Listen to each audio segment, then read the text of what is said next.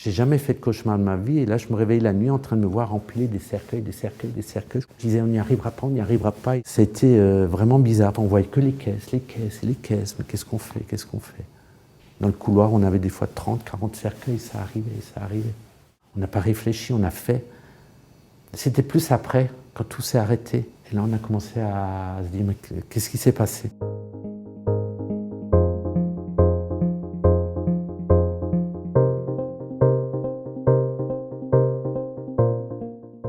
Vers le 14 mars, un samedi, j'étais d'astreinte. Il y a la directrice de la morgue de l'hôpital Émile Muller qui nous a contactés parce qu'il commençait à être débordé au niveau des décès. Et donc j'ai été réquisitionné. J'ai dû leur mettre la moitié de ma morgue, de mes cellules à leur disposition parce qu'ils étaient complets. Et très vite, le mercredi, jeudi, ils ont été dépassés. Et là, on a pris la réalité de ce qui se passait parce que nous, on ne le voyait pas trop.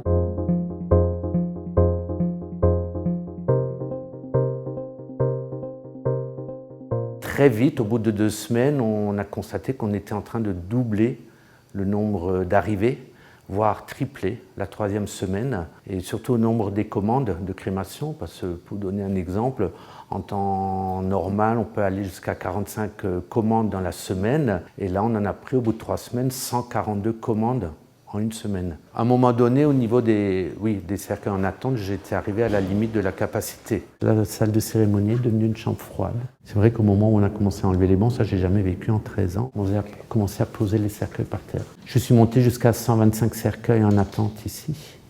C'est pour ça que le préfet avait pris la décision à ce moment-là d'ouvrir ce qu'on appelle un dépositoire qui a permis de délester les cercueils là-bas qui restaient en attente durant 3 semaines, le temps que nous faisions les crémations.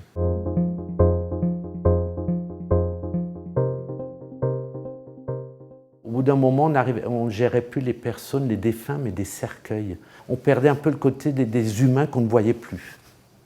C'était très dur. J'ai jamais fait de cauchemar de ma vie et là je me réveille la nuit en train de me voir empiler des cercueils, des cercueils, des cercueils. Je me disais on n'y arrivera pas, on n'y arrivera pas. C'était vraiment bizarre. On voyait que les caisses, les caisses et les caisses. Mais qu'est-ce qu'on fait, qu'est-ce qu'on fait?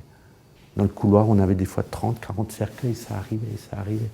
On n'a pas réfléchi, on a fait. C'était plus après, quand tout s'est arrêté. Et là on a commencé à se dire mais qu'est-ce qui s'est passé? On n'arrivait pas à décrocher. C'est pour ça que quand je discute avec beaucoup de personnes, on a tous la même sensation qui était dans ce métier, c'est qu'il manque 2 mois en ce début d'année. Quelques-unes du mois d'avril et les dernières du mois de mai.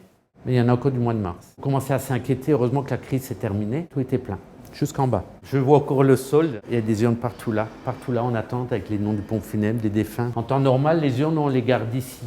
Toute l'année, ça nous suffit, ça. Mais là, il y en avait 16 par jour. Les familles nous appelaient. Ils savaient qu'un proche allait être crématisé. Ça pouvait être un père, ça pouvait être un époux. La dernière fois qu'ils l'ont vu, c'est lorsqu'il a été transporté à l'hôpital. On devait leur expliquer que malheureusement, la crise nous interdisait de les laisser venir pour voir la personne qui était de toute façon mise en cercueil immédiatement. Et ça, il a fallu leur le faire comprendre au téléphone. Il fallait arriver à les apaiser et ça n'a pas été facile.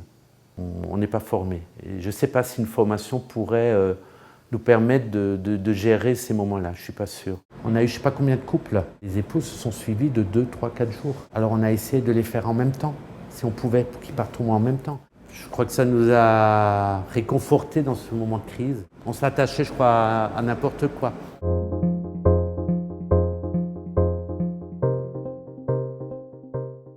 Un jour, c'était au début, le matin, on s'était occupé d'un cercueil où j'avais lu le nom, je m'étais occupé du dossier, des papiers. Et le soir, lorsque j'ai regardé les infos à la télé, il y avait un reportage chez un pompe funèbre et montrait une dame qui arrivait chez le pompe funèbre pour organiser les obsèques de son mari.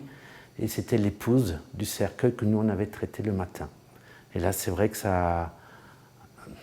c'était très, très émouvant. Que cette dame n'a pas pu voir son mari, nous on avait le cercueil le matin même.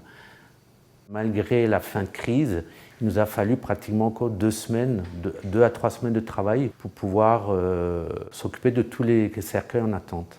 On souhaite ne pas le revivre, on en a un peu la crainte. J'espère que les personnes se rendent compte que malheureusement, oui, c'est un métier qui n'est pas facile et qui est important. Dans des périodes comme ça, c'est les pompes funèbres, c'est nous qui sommes au bout de la chaîne de cette vie. Et on a félicité tous ces médecins, ces infirmières, ces aides-soignants qui se sont battus, et heureusement. Mais juste après eux, il y avait nous.